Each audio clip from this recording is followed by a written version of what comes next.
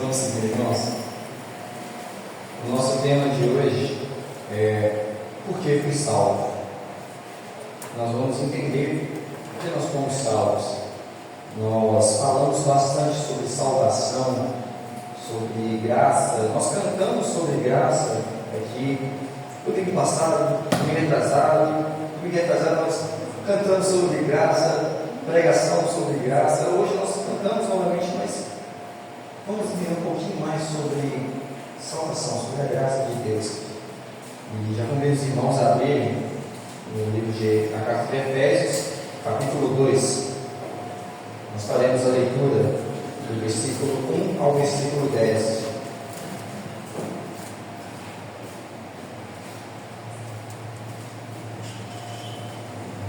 Vou pedir os irmãos que acompanhem a leitura somente esse texto da nossa introdução, do nosso texto base. Então, se quem chega nessa leitura, já pode deixar a Bíblia aberta ali mesmo, tá bom? Efésios, capítulo 2, do versículo 1 ao 10. Fazer a leitura dos versículos ímpares, os irmãos dos versículos pares. Ele vos deu vida, estando vós mortos nos vossos delitos e pecados, os quais andaste outrora, segundo o curso deste mundo, segundo o príncipe da potestade do ar, do Espírito que agora atua nos filhos da desobediência, entre os quais também todos nós andamos outrora, segundo as inclinações da nossa carne, fazendo a vontade da carne e dos pensamentos, e éramos, por natureza, filhos da ira, como também os demais. mas Deus, seu livre misericórdia, por causa do grande amor que nos amou, e estando nós mortos em nossos delitos, nos deu vida juntamente com Cristo, pela graça sois salvos. e juntamente com Ele nos ressuscitou e nos fez assentar nos lugares celestiais em Cristo Jesus, Para mostrar nos séculos vindouros a suprema riqueza da sua graça, em bondade para conosco, em Cristo Jesus. porque pela graça sois salvos, mediante a fé, e isso não vem de vós, é dom de Deus. Não de obras, para que ninguém se glorie. Pois somos feitura dele, criados em Cristo Jesus para boas obras, as quais Deus de antemão preparou para que andassem nas nelas. Amém. Eu vou repetir, peço que vocês não só acompanhem, versículo 8 e 9. Porque pela graça sois salvos, mediante a fé. Isto não vem de vós, é dom de Deus, não de obras, para que ninguém se glorie. Amém. A palavra de Deus está exposta, então nós vamos entender um pouco mais sobre esse texto. O objetivo, irmãos, dessa palavra é nós entendermos que a salvação vem exclusivamente de Deus e somos salvos somente através do sacrifício de Jesus. Se não for por esse caminho, não existe salvação. A palavra deixa claro que existe só um caminho, só nele nós temos vida. E a vida que a palavra promete para nós não é a vida comum, não é simplesmente isso que nós temos aqui agora, esse ar que nós respiramos aqui agora. A promessa de vida é vida e vida em abundância. Que vida tem mais abundância do que a vida eterna? Nada aqui na terra se compara com nós vamos viver na glória do Pai. Então, nós vamos entender somente por Jesus e por que nós fomos salvos. Nosso primeiro ponto, já entrando, é que nós devemos entender que nós fomos salvos. Eu fui salvo, você foi salvo, porque você estava perdido, você estava morto. O texto é bem claro. Nós estávamos mortos nos nossos delitos e pecados. Não existe vida fora de Jesus. A vida é somente em Cristo. Ele nos deu a vida. E a morte? Por que eu estava morto? Agora entra numa parte de mérito.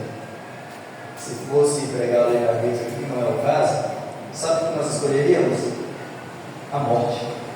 Se nós ganhássemos coisas por mérito, o que nós conquistamos foi a condenação, foi o inferno. Mas em Cristo, nós temos vida. O texto de Efésios diz: Ele vos deu vida estando vós mortos em vossos delitos e pecados. Ele vos deu vida. Não é o Tiago conquistou a vida, o Giovanni conquistou a vida, o Gabriel conquistou a vida. Não, ninguém conquistou a vida. Jesus venceu a morte para nos entregar a vida, viver através de nós. Nós mesmos conquistamos condenação, pecado. Sempre que alguém der a tapinha nas suas costas, te elogiando, independente que seja, primeiramente, glória a Deus. Agora, dependendo do que for, não se vangloria não, porque o que a gente conquistou foi condenação. Então a gente tem que saber, na nossa mente, o que pertence a nós, o que eu conquistei, o que eu recebo de Jesus. Eu falo graça, favor imerecido, presente de Deus, mas a graça, isso, irmãos, nós não merecemos. Não é simplesmente falar, obrigado Deus, não precisava. Precisava, irmãos. Um doente precisa do médico. Se você está com sede, você precisa de água. Nós estávamos mortos por nós mesmos.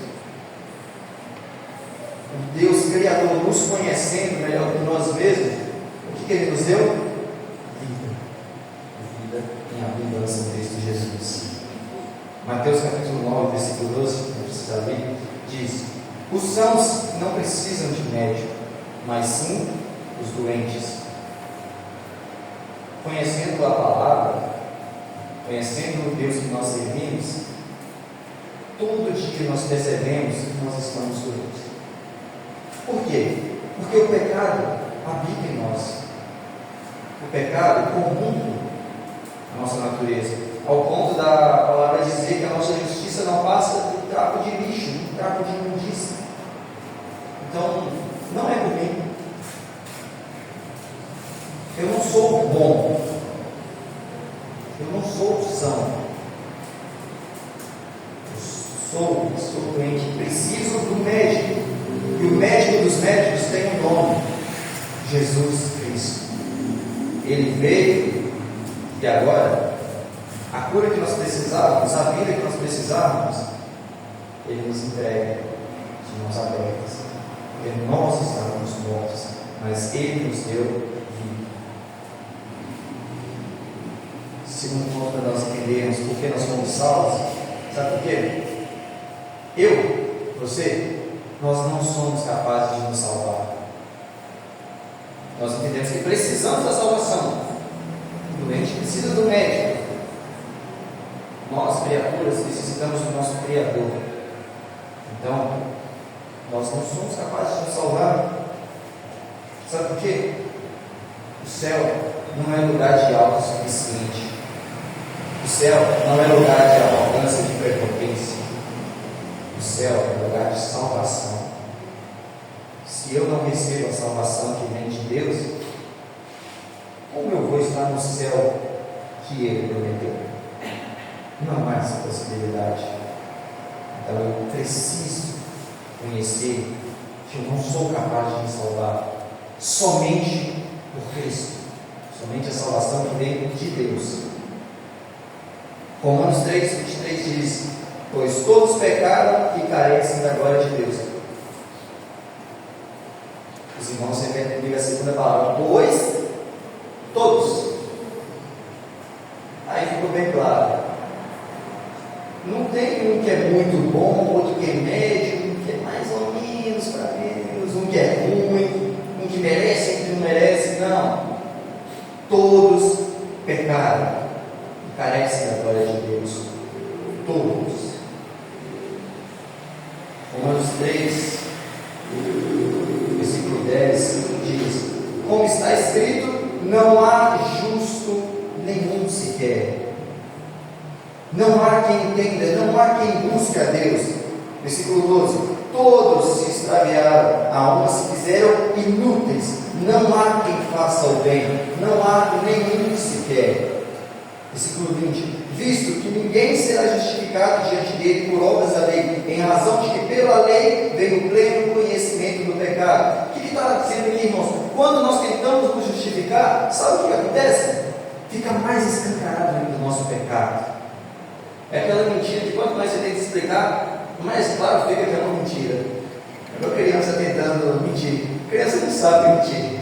Fica óbvio. Quanto mais nós tentamos nos justificar, mais fica escancarado o nosso pecado, mais exposta fica a nossa sujeira, a nossa impureza diante de Deus, porque Ele é santo, santo, santo. Ele não aceita qualquer coisa. Não é qualquer criatura de qualquer jeito que vai se tornar filho de Deus. Para nós nos tornarmos filhos de Deus, é necessário que quando Ele olhe para nós, Ele não veja nossa face, o nosso corpo corruptível, o nosso pecado. Para nós sermos feitos filhos de Deus, é necessário que quando Deus se olhar para nós, sabe o que Ele veja? Cristo, Jesus. Nós precisamos refletir a imagem dele. Quando Ele olhar dentro de nós, não é o nosso sangue que vai perceber, é o sangue de Cristo que escorreu na cruz do Calvário para limpar os nossos pecados.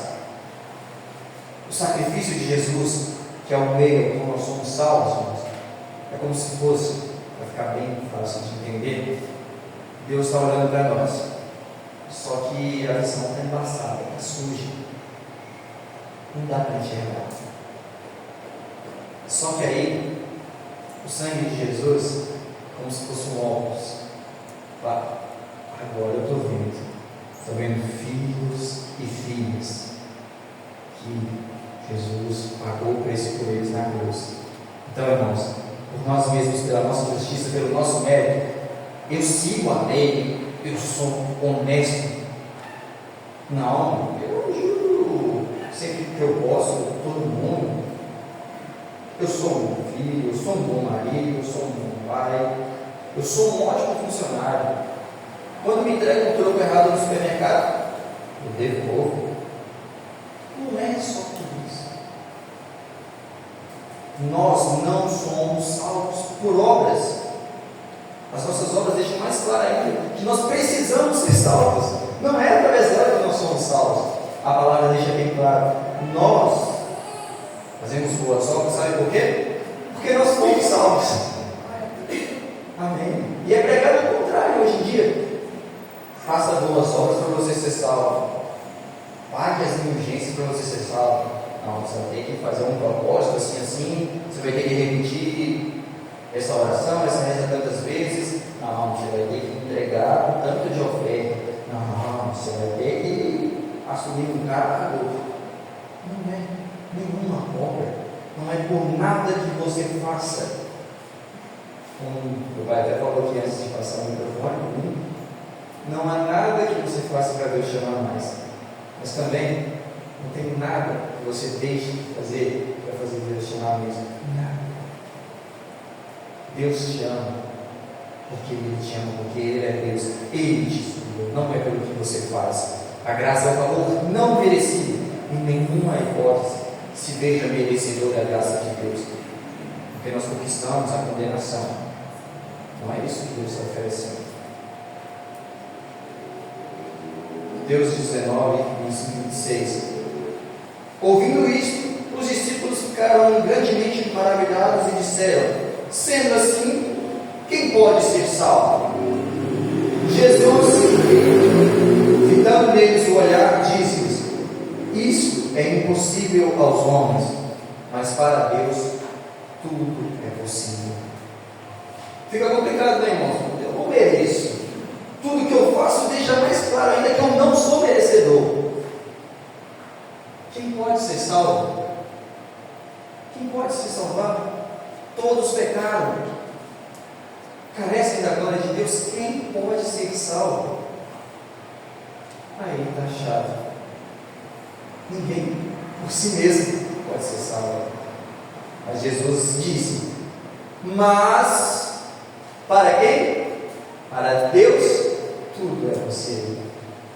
Nós não podemos nos salvar, mas Deus pode nos salvar. Independente do quão fundo devíamos ser lançados no inferno, a mão dele alcança o mais fundo que você tiver, te tira de lá e te salva. E sabe o melhor de tudo? Ele te chama de filho, ele te abraça. Você pode viver sob a luz que Deus é, sob o amor que Deus é, desfrutar do poder que Deus tem, além de não merecermos e sermos salvos. O melhor de tudo, ainda tem tempo que a gente não paga por eles. A salvação é acompanhada de bênçãos, mas essas bênçãos nós não devemos correr atrás delas. Nós não devemos correr atrás de nada, correr só do pecado. A Bíblia fala. Agora, nós não, diferente de algumas canções e pregações, palestras, nós devemos pagar o preço, nós devemos correr atrás, fazer valer a salvação, isso, aquilo, do outro. Não dá. Se você correr atrás da salvação, você vai morrer de tanto correr, mas você não vai alcançar. A palavra já falou para os homens, isso é impossível. A palavra já falou. Por que eu vou temer a palavra de Deus? Não, porque eu sou uma professora. Não existe isso aos olhos de Deus. Nós devemos entender sim que existe moral, que existe ética. Sim, a palavra também cobra isso de nós. Decência, a palavra cobra isso de nós. Mas isso não nos torna merecedores da salvação. Nada que a Bíblia nos manda fazer é para sermos salvos. Para nós sermos salvos, a única coisa que nós precisamos, o que nós fizemos, na verdade, foi cair para precisar ser levantado. Esse é o nosso único papel da salvação. Qual que é, em que um cachorro ajuda o dono no banho? O banho acontece porque o cachorro se sujou. Nós não fazemos nada para sermos salvos. Nós não fazemos boas obras. Nós não somos filhos melhores, funcionários melhores para sermos salvos. Não é para cumprir meta. Não é propósito de 2026 você é uma pessoa melhor. Não é isso para ser salvo. Você foi salvo porque você precisava ser salvo. Por mais que você pense que não, se estiver pensando, está errado. Ou então, a salvação não é para você, porque, como já foi lido, os sãos não precisam de médicos, são os doentes. Se você olha para dentro de si mesmo, se você olha no espelho e você se acha limpo demais, honesto demais, você está olhando errado.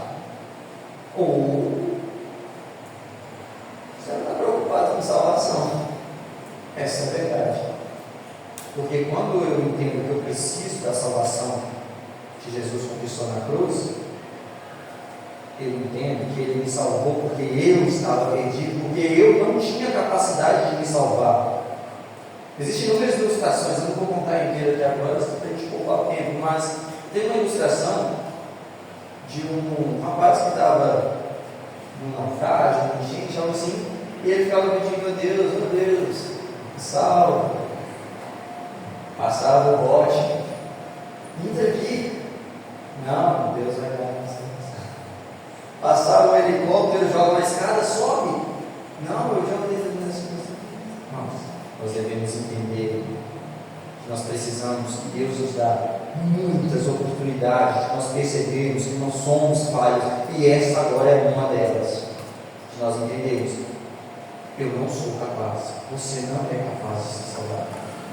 Existe um discurso que é muito repetido, igrejas, empresas, coaches, vou falar, todo mundo vai conhecer. Você pode, você consegue, você é capaz. Eu quero, eu posso, eu faço. A Bíblia é totalmente o oposto.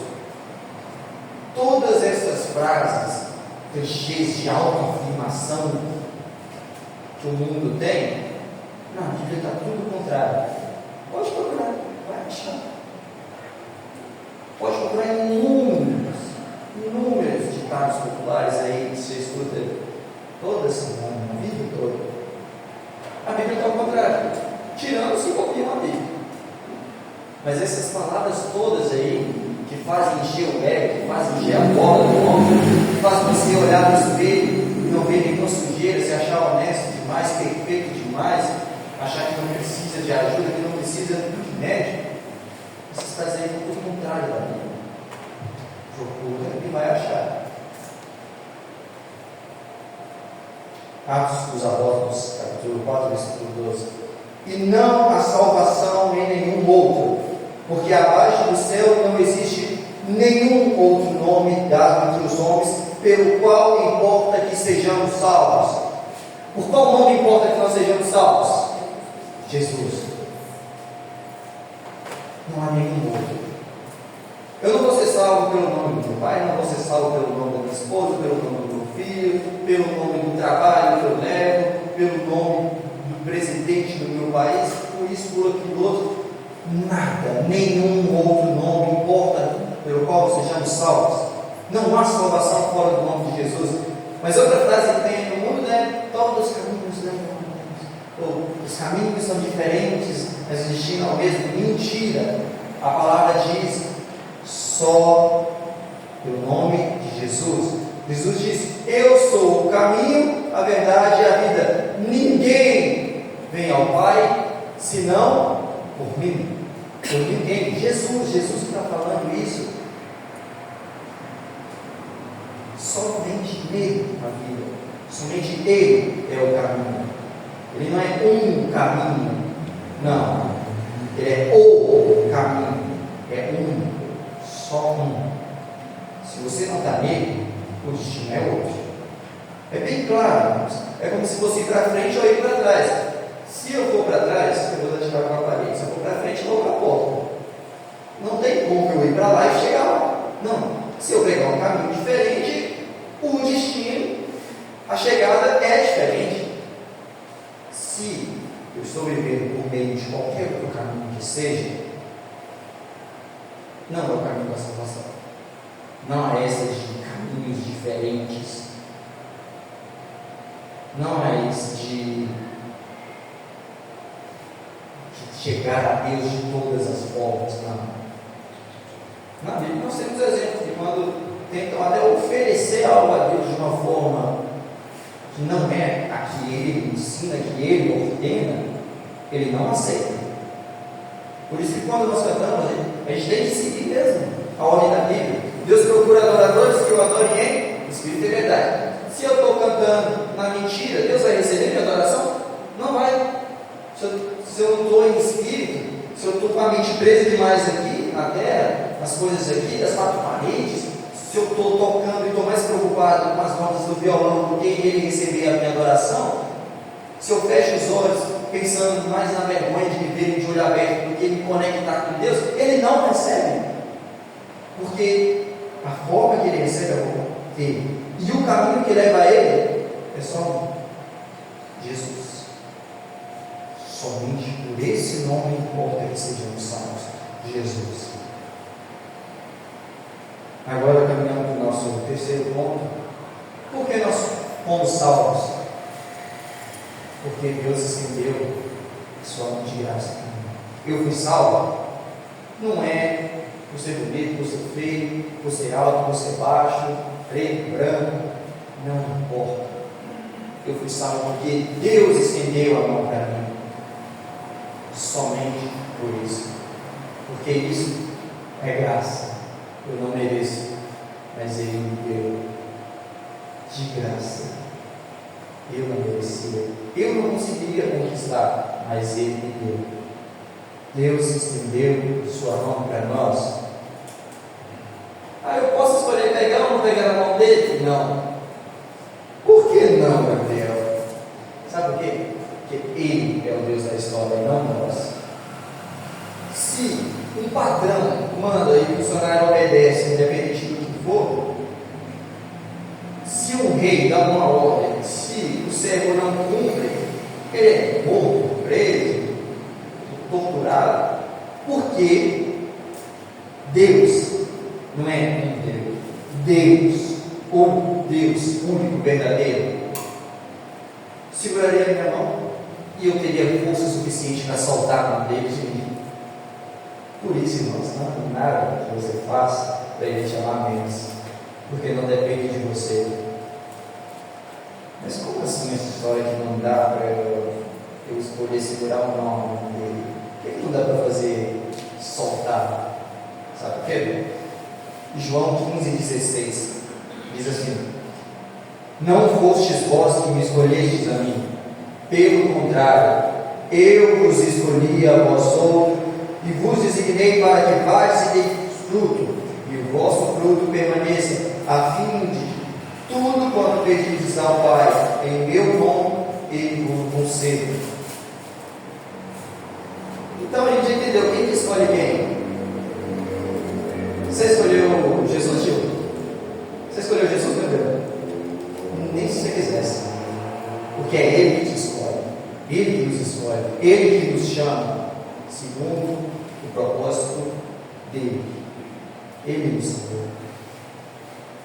Porque Ele está falando que nós fomos salvos, porque eu fui salvo, porque Ele está no passado. O que conquistou foi Jesus na cruz. Passou, mas o efeito é eterno. O nosso Deus é infinito, é eterno, soberano. Então as obras dele são infinitas, são eternas, são soberanas. Não necessita que Jesus tenha que morrer de novo, vir de novo, crucificar de novo, ressuscitar de novo, não. Uma vez salvo, sempre salvo, sabe por quê? Uma vez que Deus decreta, acabou.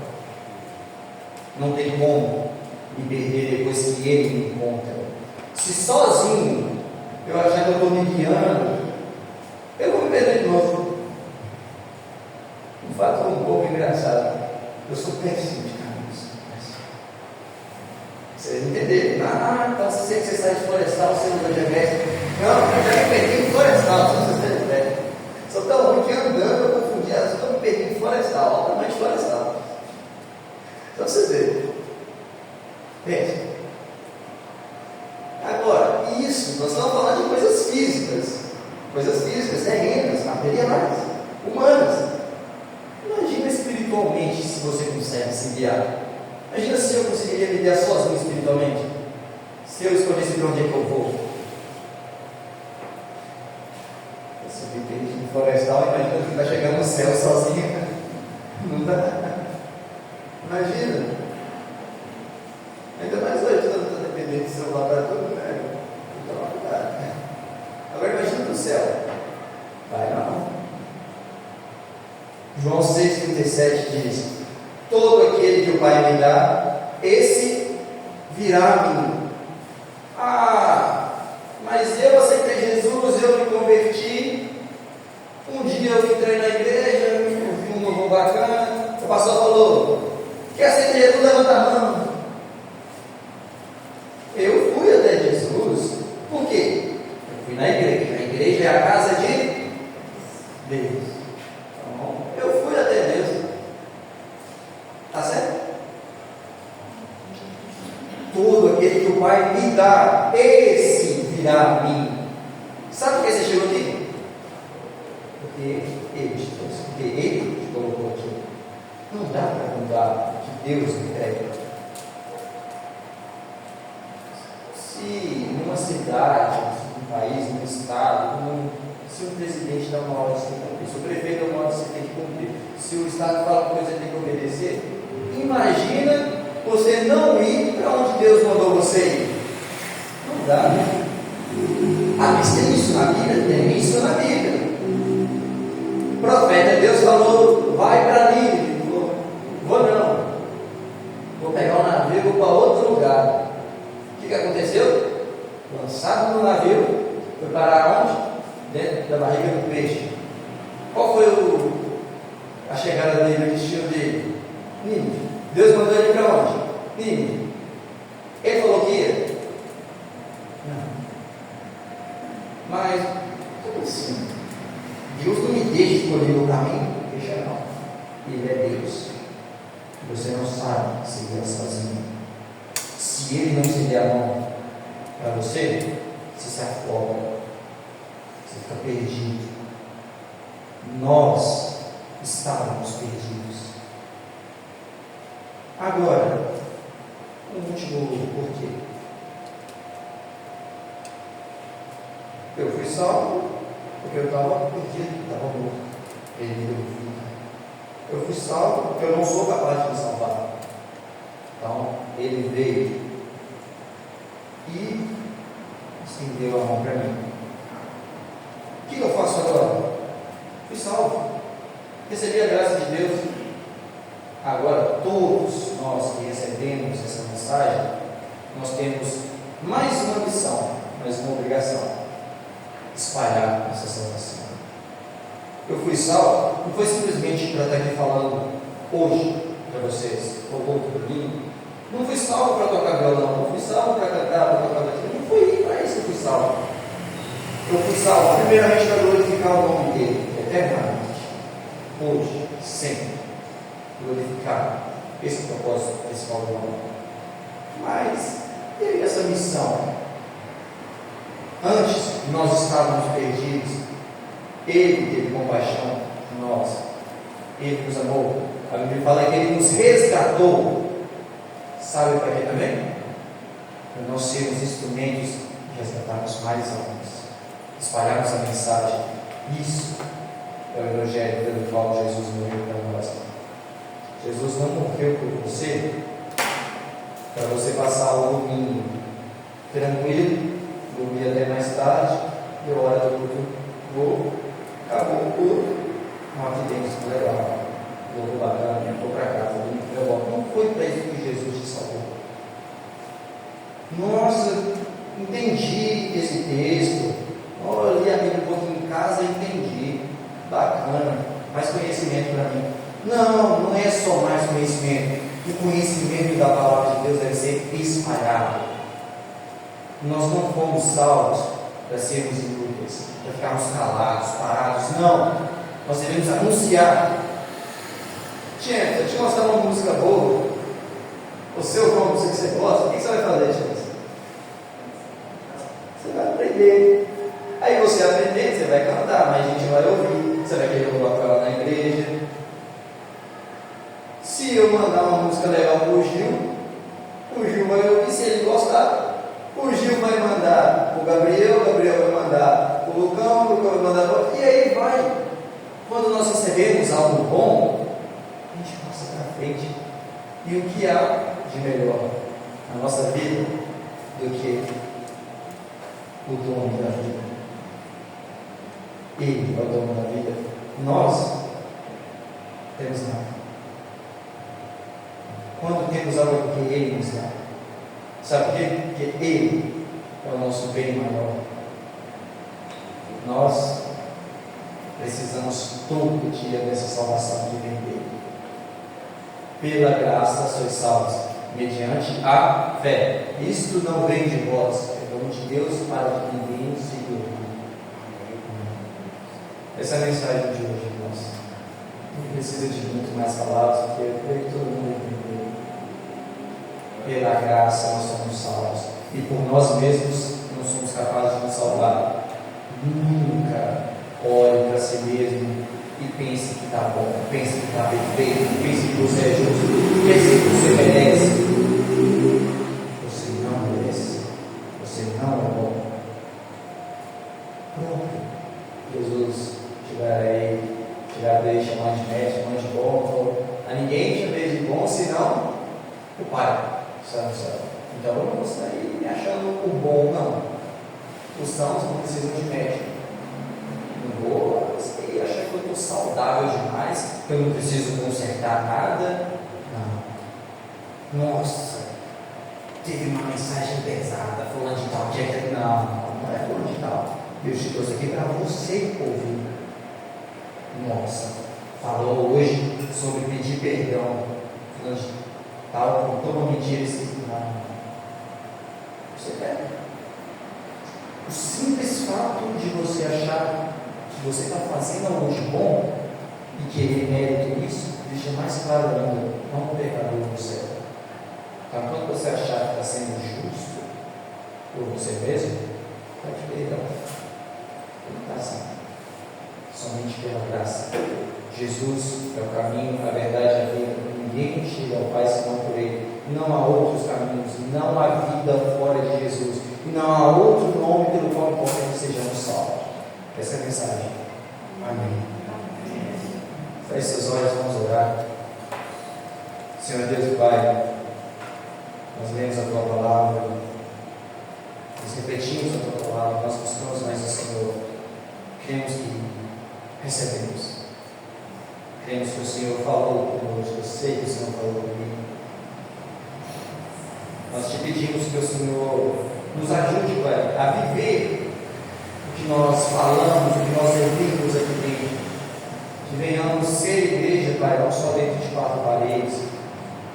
Que nós venhamos adorar o Senhor em espírito e verdade, não somente no momento de cantos, que nós fechamos nossos olhos, levantamos as nossas mãos e cantamos forte, mas fora de Pai, em todo lugar, que nós venhamos, Pai, mostrar ao mundo a salvação que o Senhor oferece, a graça que o Senhor está de mãos estendidas oferecendo.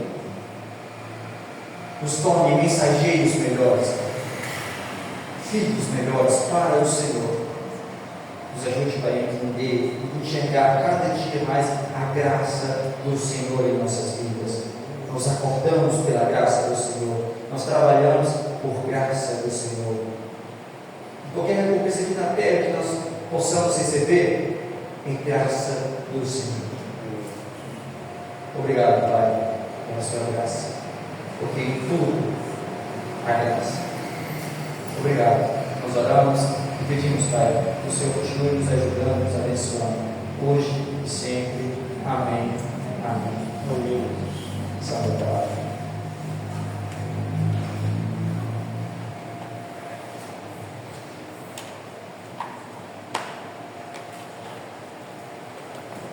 Amém. A palavra do Senhor seja aplicada em nossos corações, como a gente sempre tem falado, né? Aqui dentro nós ouvimos, lá fora nós aplicamos. Né? E não estava analisando o texto, você está com a Rosa aqui, né? Mas só de ouvir a mensagem, consegui extrair 3 pontos. Os 5 pontos do calvinismo, eu consegui extrair 3 pontos rapidamente.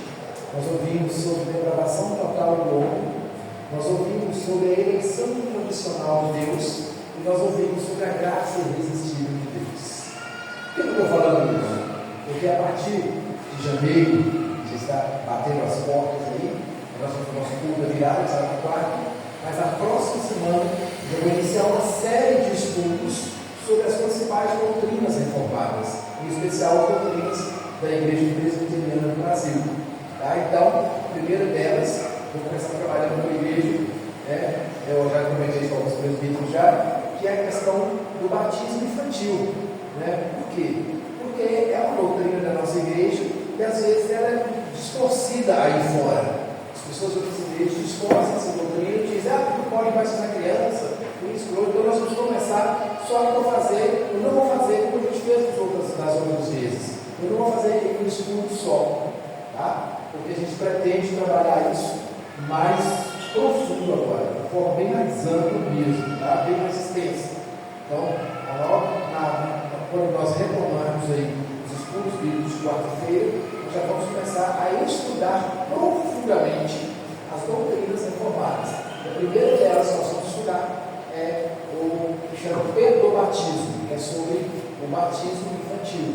Tá? Então, para você ouvir alguém falar esse nome, não estranho, tá? Nós somos pedobatistas. Existem os anabatistas, nós somos pedobatistas. Se vocês vão entender toda essa linguagem no estudo bíblico. E aí, depois, nós vamos entrar nos estudos dos 5 pontos do calvinismo. E aí, no decorrer do ano, nós vamos estudar a nossa confissão de fé. Eu já tinha falado com os presbíteros, assim que houver essa série de estudos, nós vamos entrar na nossa confissão de fé, para nos aprofundarmos ainda mais, e aí vai ser bom. Todas as vezes que você estiver ouvindo o sermão, você vai encontrar os pontos. Ó, que legal, ó, está falando sobre isso, está falando sobre aquilo. Vai ser muito bacana, então, nas quartas-feiras, tá? E dando seguimento nas sextas-feiras, irmãos, a nossa reunião de oração. Tem sido bênção, sim. Nós podemos melhorar a nossa frequência nas reuniões de oração. Vocês prestaram atenção quanto você orou esse ano?